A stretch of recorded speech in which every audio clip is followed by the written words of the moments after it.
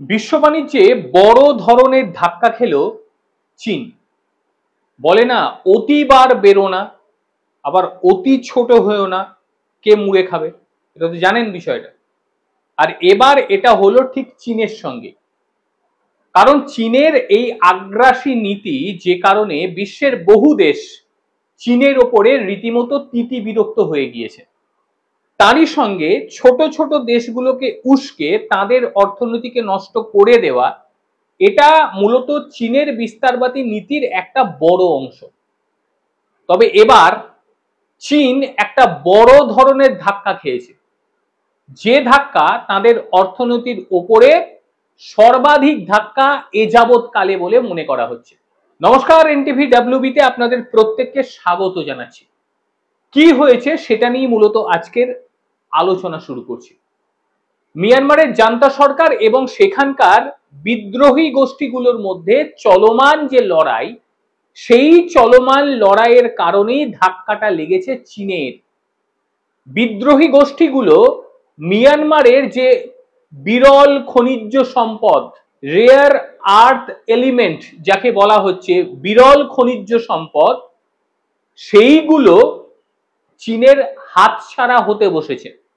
মানে হতে বসেছে বলাটা ভুল, হাতছাড়া হয়ে গিয়েছে।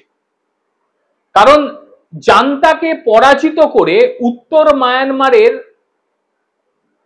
কাচিনে একটি খনির ওপরে সম্পূর্ণ নিয়ন্ত্রণ নিয়ে নিয়েছে কাচিন ইন্ডিপেন্ডেন্ট আর্মি, যাকে বলছে KIA, নাম শুনে থাকবে। সেখানকার বিদ্রোহী গোষ্ঠী যে কাচিন ইন্ডিপেন্ডেন্স আর্মি রয়েছে, তারা সেনাবাহিনীর দখল থেকে মুক্ত করে দিয়েছে সেই জায়গা।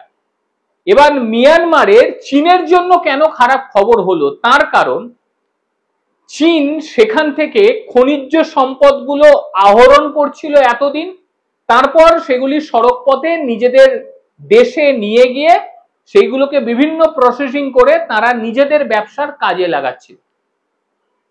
এবং সেই যে পদ্ধতি, এটা বহুত দিন থেকে তারা চালাচ্ছিল মিয়ানমারে। কিন্তু এই যে কাচিন ইন্ডিপেন্ডেন্স আর্মি যাকে বলছে KIA, তারা গত বছর থেকেই আস্তে আস্তে দখল করতে শুরু করে দিয়েছিল। এবং এবার যেটা করলো, পুরো মাত্রায় চীনকে সেখান থেকে সরিয়ে ফেললো। মানে চীন আর ভয়ে সেখানে ঢুকতে পারছে না, কারণ পুরো দখলদারি তাদের হয়ে গিয়েছে। সেখানে চীন ফেলে গিয়েছে বায়ু টারবাইন, বৈদ্যুতিক বিভিন্ন যানবাহন। তারা কি করত, তারা সেইগুলো দিয়ে খনিজ পদার্থকে আহরণ করত।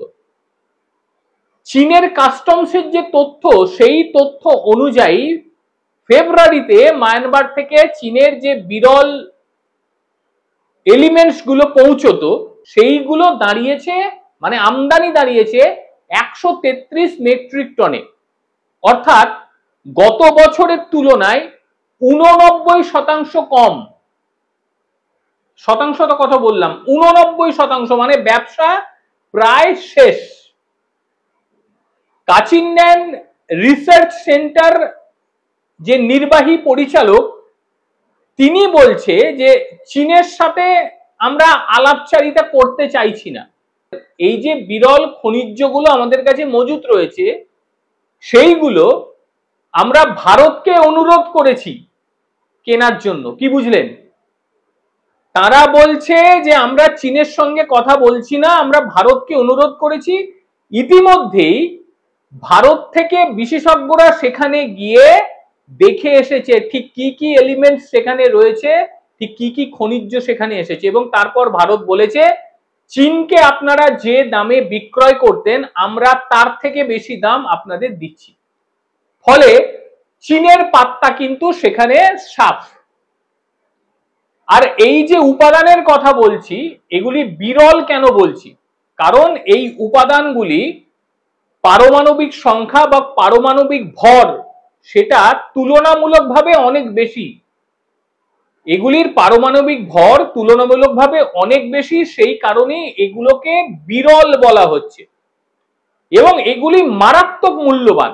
উচ্চ প্রযুক্তিগুলোতে এগুলোকে ব্যবহার হয়, উচ্চ প্রযুক্তিতে, এবং প্রতিরক্ষা কাজে ব্যবহার হয়, উচ্চ প্রযুক্তির অ্যাপ্লিকেশনে ব্যবহার হয়, মহাকাশ গবেষণায় ব্যবহার হয়। লেজারে ব্যবহার হয়, মোবাইলে ব্যবহার হয়, ইলেকট্রনিক্স যে সমস্ত জিনিস তৈরি সেখানে ব্যবহার হয়, এবং তার থেকেও ডিফেন্স রিসার্চের ক্ষেত্রে সর্বাধিক ব্যবহার হয় এইগুলি। এই সমস্ত কিছু থেকে চীনের পাত্তা সাফ হয়ে গিয়েছে। 2024 সালের শেষের দিকে ভারত সেখানে এই বিরল প্রাকৃতিক পদার্থগুলি রয়েছে সেইগুলো ঠিক কি রকম সেগুলোর জন্য ভারতের একাধিক কোম্পানি সেখানে পৌঁছেছিল কাচিনে। এ খবর আমরা জানতাম না, সেটা এখন সামনে বেরিয়ে আসছে।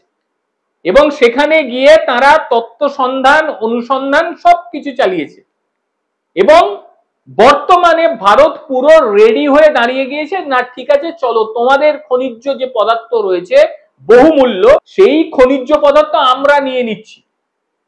আর অপরদিকে আমেরিকা তারা বাইরে দাঁড়িয়ে হাততালি দিচ্ছে, দারুণ, ওয়েল ডান, চাপ নেই, তোমরা তোলো, তারপর সেখান থেকে একটু ভাগ আমাদেরও দিও। এবার চীন কি করছে? চীনের যেটা করণীয়, চীন চেষ্টা করছে যে সেখানকার যে কাচিন ইন্ডিপেন্ডেন্ট আর্মি তাদের সঙ্গে কথা বলতে, কিন্তু কাচিন ইন্ডিপেন্ডেন্ট আর্মি কথা বলতেই চায় না। তার কারণ এই কাচিনের ওপরেও অত্যাচার চালিয়েছিল চীন। কাকে দিয়ে? মায়ানমারের যে সরকার তাকে দিয়ে। সেটা কাচিন ভালোভাবে নেয়নি, আর সেটা না নেওয়ার কারণেই তারা ভারতকে বলছে আপনারা আসুন, আমাদের এই যে বিরল খনিজ পদার্থগুলি রয়েছে সেগুলোকে নিয়ে আপনারা বিশ্বব্যাপী ব্যবসা করুন।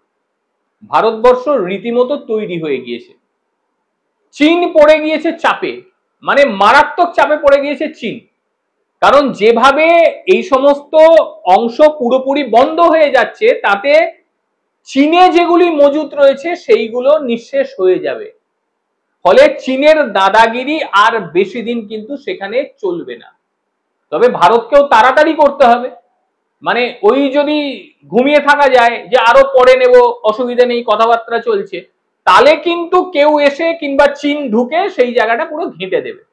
ভারতকে অতি দ্রুততার সঙ্গে সেই জায়গাটা ঠিক করে নিতে হবে। কারণ আপনারা জানেন যে মায়ানমারের সঙ্গে ভারতের একদম কাছাকাছি সীমান্ত, কাজে সেখান থেকে আহরণ করে ভারতে নিয়ে আসাটা কোনো ব্যাপারই না। কাজে ভারতের জন্য সুসংবাদ, চীনের জন্য দুঃসংবাদ। একই সঙ্গে যারা নতুন বাবা করেছে চীনকে তাদের মাথাতেও হয়তো বাজ পড়ে যাবে। অবশ্য আমার বলাটা না বোকামি, তাদের মাথায় বাজ পড়বে কেন? কারণ তারা তো এসব বোঝে না। তাদের কাছে খনিজ পদার্থই বা কি আর খাবার দাবার বা কি, এরা তো বোঝে কম।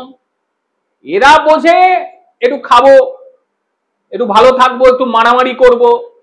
এদেরকে একটু মারামারি করতে দিতে হবে, অশান্তি করতে দিতে হবে, তাহলেই এরা ভালো থাকবে, সুস্থ থাকবে।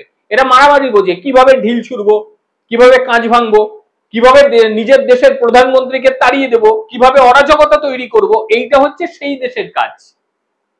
সুকৌশল, কোন জিনিসের মূল্য ঠিক কতটা, এইটা বোঝার মতন মাথা নেই। কাজেই আমার বলাটা বোকামি, আমি উইথড্র করে নিচ্ছি পুরো ব্যাপারটা। যাই হোক, ভারতকে তাড়াতাড়ি করতে হবে। চীন পেছনে চলে গিয়েছে, এখন ভারতকে এগিয়ে আসতে হবে। আজকের প্রতিবেদন আপনাদের ঠিক কি রকম লাগলো অবশ্যই জানাবেন, আর অবশ্যই আপনারা আপনাদের বক্তব্য রাখবেন। এই যে মিয়ানমার থেকে যে খনিজগুলো পাওয়া যাবে সেইগুলো ভারতকে কত দ্রুততার সঙ্গে তোলা উচিত, কি মনে করেন আপনারা অবশ্যই জানাবেন। প্রত্যেকে ভালো থাকবেন, সুস্থ থাকবেন। আবারও দেখা হবে অন্য কোনো দিন অন্য কোনো ভিডিওতে। ততক্ষণের জন্য নমস্কার।